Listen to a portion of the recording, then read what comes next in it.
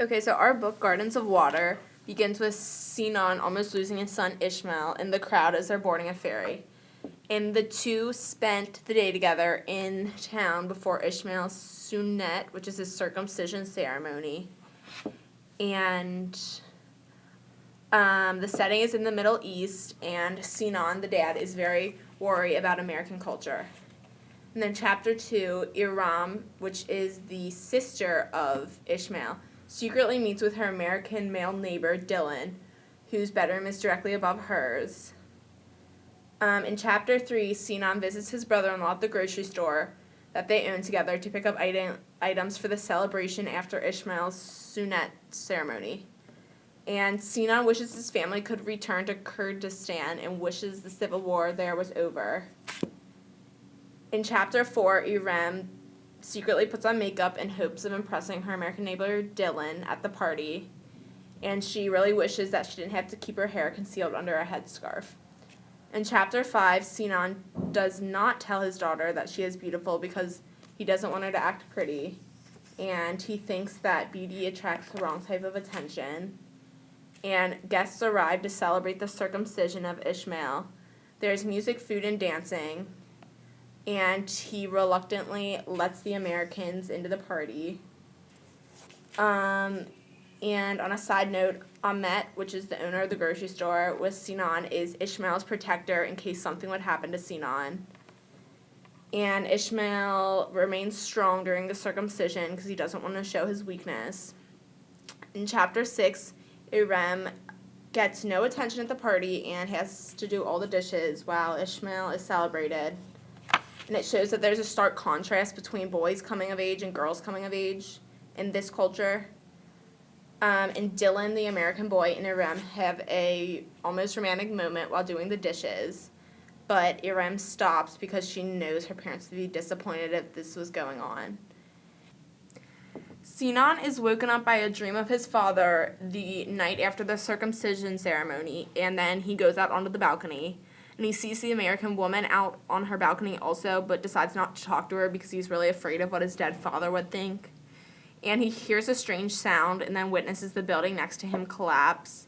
And he falls off the balcony and sees Ishmael fall through the window in his circumcision bed. And in chapter 8, Sinan's apartment has exploded and collapsed, and he barely survives.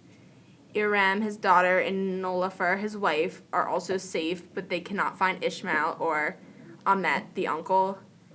And it's a lot of chaos going on as they try to find the lost family members. In chapter 9, Sinan tries to find Ishmael, and he prays to Allah that Ishmael is alive. And Sinan and the American man dig through the debris and find the American woman dead. Beneath her is Ishmael, and he is alive. In chapter 10, Sinan takes Ishmael to the hospital.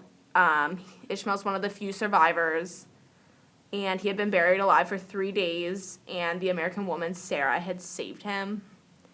In chapter 11, during the time Ishmael was missing and in the hospital, Nolafur was so distraught, and the roles of mother and daughter switched as Iram cared for her mom and discouraged Nolafur from pulling out her hair. And when Sinan comes back to them and tells them that Ishmael is safe and alive, Iram is secretly angry and unhappy that her brother is okay. In chapter 12, Sinan's family is staying in a tent right near a highway since their home is destroyed as they're trying to find a safe place after the earthquake. And they're staying with several other families and a man who keeps drinking. Sinan wishes for more privacy and reflects on the ways in which he has failed his wife. And a shepherd passes by and lets Sinan kill one of the sheep for food. Then the American man and his son Dylan drive by in a bus with other Americans, and Sinan realizes he never thanked the American man for what the American's wife did.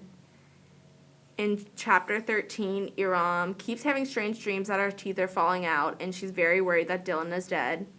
She meets up with her friend Dilek and Dilek's mother, and Iram finds out that Dilek's dad died. Iram glimpses Dylan as he passes by in a truck, but she's sad that he's going back to the United States. Okay, so what is just like a list of the characters? So there would be like Sinan, which is the father, Ishmael, which is his son, who it's like his circumcision day. There's Dylan, which is the American boy, like, who Aram is, like, has her secret meetings with. Aram is, like, Sinan's daughter and Ishmael's sister.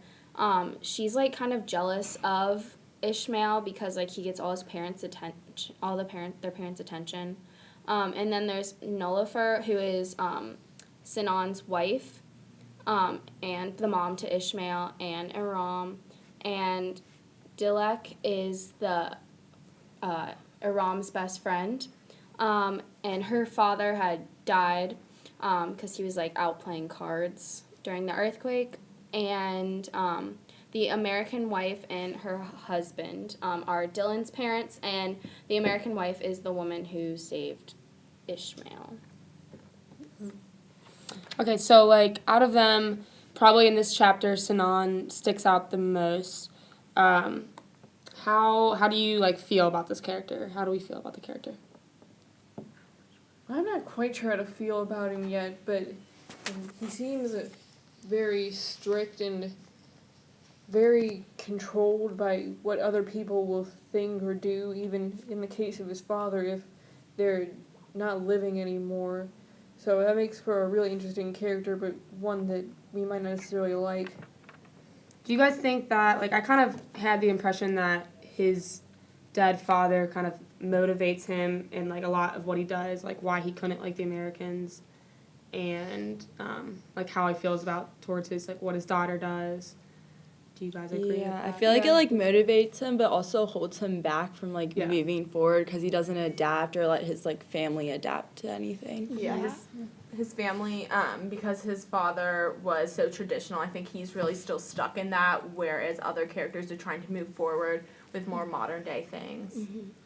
Especially with like the Americans, like because of what happened like in Kurdistan, like where he's from, and like with his father, like he's very like doesn't want the Americans like in their lives, like even like on the circumcision day, like he wasn't very nice to them, like, and even like afterwards, like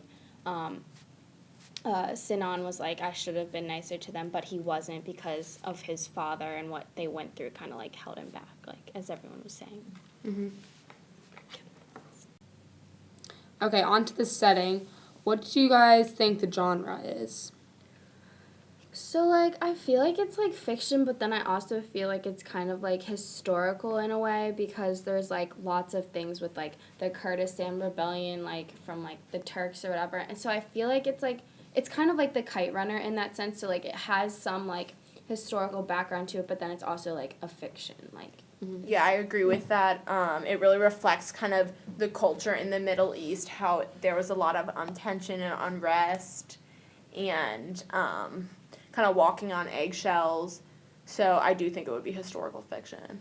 I think it's also, at least with regards to Iram and Ishmael, a coming-of-age story, because it's really about them trying to find their place in the world as they feel both like pressure to move forward and stay back.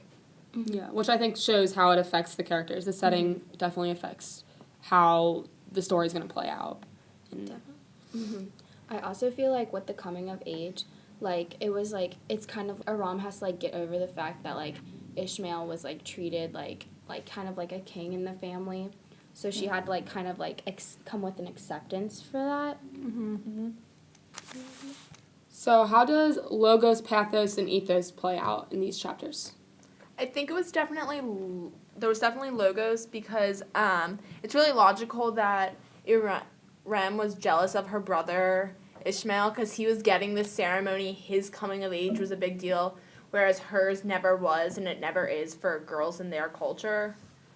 Which I think also kind of strikes pathos, because it's the emotional appeal of the basic brother-sister relationship that we can all relate to. Yeah. Also, like when Nefer was like after what happened with the earthquake and everything, and they couldn't find Ishmael, there was a lot of pathos like her way when she was like tearing out her hair and everything, because like that's how a mother is. Her son was like gone, and that was showing her pain and by tearing out the hair. So she had pathos there. I think there was also added pathos in that sense, because Iram now had to be charged with caring for her mother instead of the opposite way around. And we can see that was really hard for her because she was struggling too, but she had to take care of her mom first. Yeah. So there's ethos because the author's talking about everything that's going on in the Middle East and the tension with the setting, so that is ethos.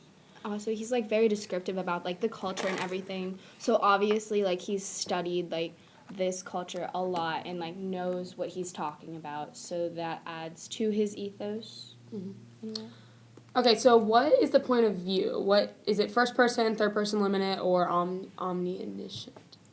It's definitely third person omniscient because they use like they don't ever use the pronoun I, and they know everything that's like going on. You know, like about everything that is going on in the city, not just like the Sinan and his family. Okay, so there are a couple different themes. What would you guys say were like most evident in these chapters?